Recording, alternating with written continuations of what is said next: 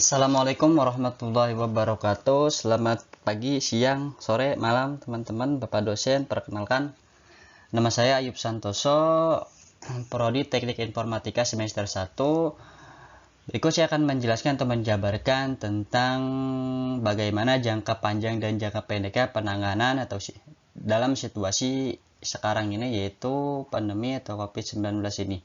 Di saat terjadinya pandemi COVID-19 dari tahun 2019 sampai dengan saat ini, banyak sekali permasalahan-permasalahan yang belum terselesaikan sampai saat ini. Banyak negara-negara di dunia, di Eropa, di Asia, khususnya di Indonesia, yang kehilangan nyawa keluarganya dan sanak saudaranya.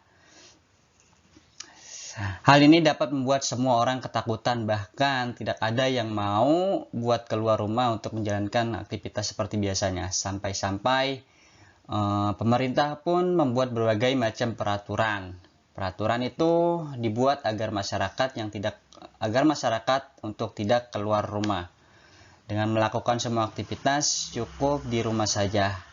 Yang sudah berada di rumah atau di luar sana atau di luar daerah sana pun tidak boleh kembali ke rumahnya masing-masing, cukup diam di rumah saja, cukup diam di sana saja. Semua kebijakan diikuti oleh semua elemen-elemen, bahkan perusahaan-perusahaan pun ikut mempekerjakan semua karyawannya dari rumah atau yang sering kita kenal yaitu dengan sebutan WFH. Semua moda transportasi dilumpuhkan, tidak ada aktivitas di sana, tidak ada antar jemput penumpang, dan tidak ada bepergian keluar kota maupun keluar daerah.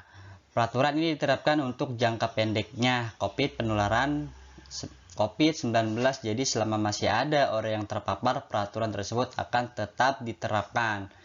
Kemudian untuk jangka panjangnya, bagaimana nasib perusahaan-perusahaan yang mem-PHK karyawannya, atau bagaimana nasib semua karyawan yang di-PHK massal di perusahaan-perusahaan.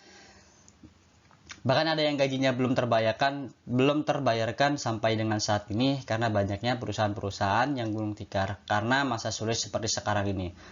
Tugas pemerintah bagaimana? Tugas pemerintah adalah mengakomodirkan bantuan-bantuan sampai ke masyarakat. Jangan sampai masyarakat kelaparan karena semuanya serba dibatasi.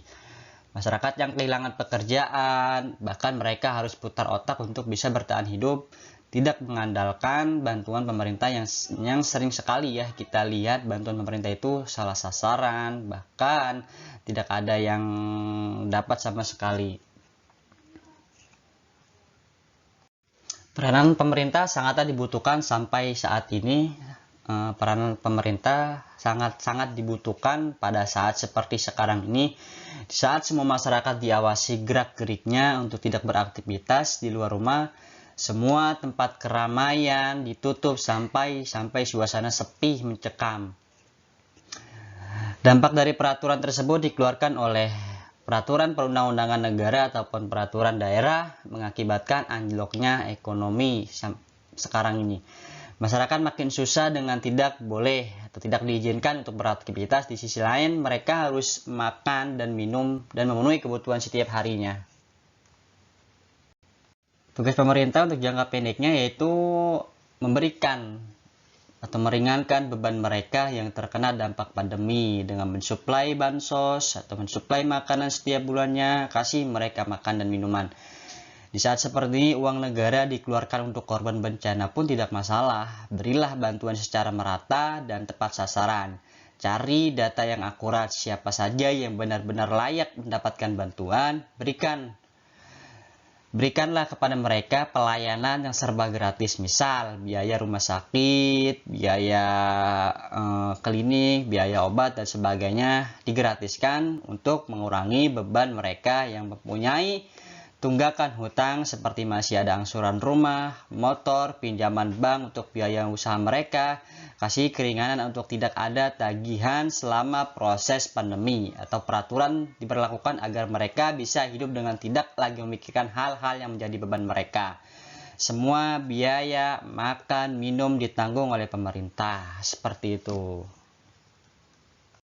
Cukup sekian dari saya, tanggapan saya dan penjabaran saya tentang situasi sulit seperti sekarang ini. tindakan pemerintah atau respon pemerintah untuk menghadapi situasi sekarang ini. Cukup dari saya akhiri dengan Assalamualaikum warahmatullahi wabarakatuh.